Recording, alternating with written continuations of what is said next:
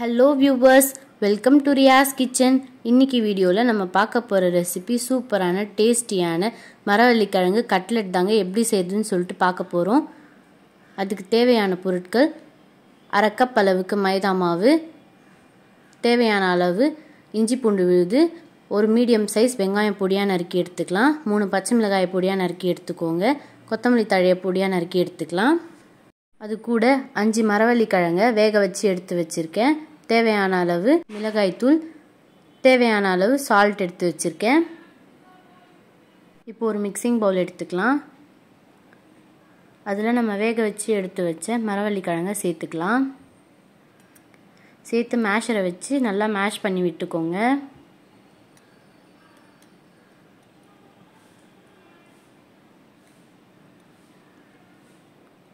எல்லாத்தையுமே இந்த மாதிரி நல்லா மேஷ் பண்ணதுக்கப்புறமா ஒரு மீடியம் சைஸ் வெங்காயம் பொடியாக நறுக்கி எடுத்து வச்சதை சேர்த்துக்கோங்க. பச்சை மிளகாயை சேர்த்துக்கோங்க, கொத்தமல்லி தழை, 1 டேபிள் ஸ்பூன் அளவுக்கு மிளகாய் தூள், அரை டேபிள் ஸ்பூன் சால்ட், அரை டேபிள் ஸ்பூன் இஞ்சி பூண்டு விழுது, அரை கப் அளவுக்கு மைதா மாவு சேர்த்து நல்லா கலந்து விட்டுக்கலாம். தண்ணி எதுவும் சேர்க்காம நல்லா கெட்டியாக பிசைஞ்சு எடுத்துக்கோங்க.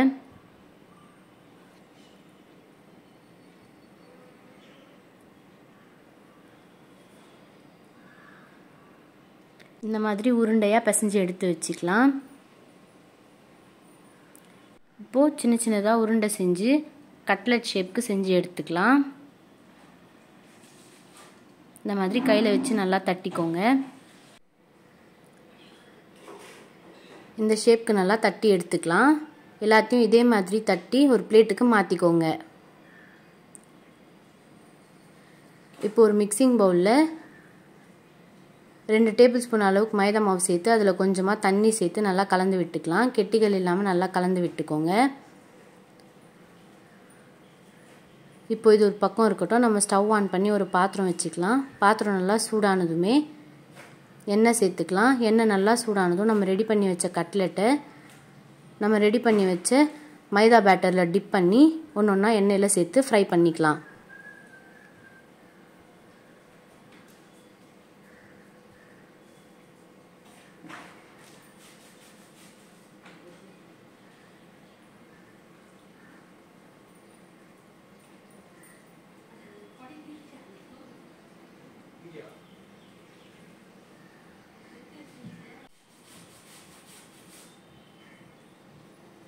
ஒரு பக்கம் செவந்ததுமே இன்னொரு பக்கம் திருப்பி விட்டுக்கலாம்.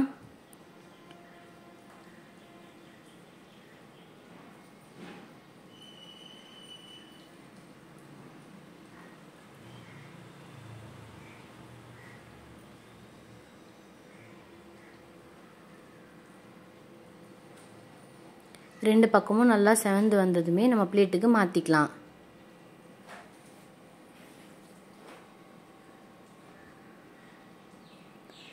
இதே மாதிரி மீதமுள்ள எல்லா கட்லெட்டுமே எண்ணெயில் சேர்த்து ஃப்ரை பண்ணிக்கலாம்.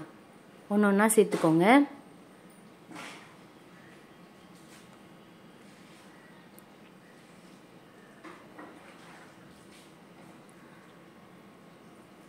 ஒரு பக்கம் செவந்ததுமே இன்னொரு பக்கம் திருப்பி விட்டுக்கலாம்.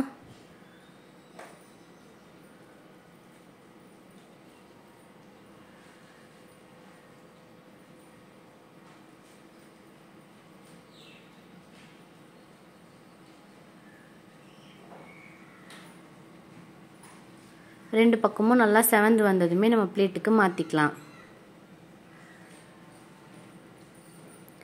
அவ்வளோதாங்க, நம்மளோட ரெசிபி ஸ்வீட் பொட்டேட்டோ கட்லெட் ரொம்பவுமே சூப்பராக ரெடி ஆகிடுச்சு. இது டேஸ்டியான ஹெல்த்தியான ரெசிபிங்க.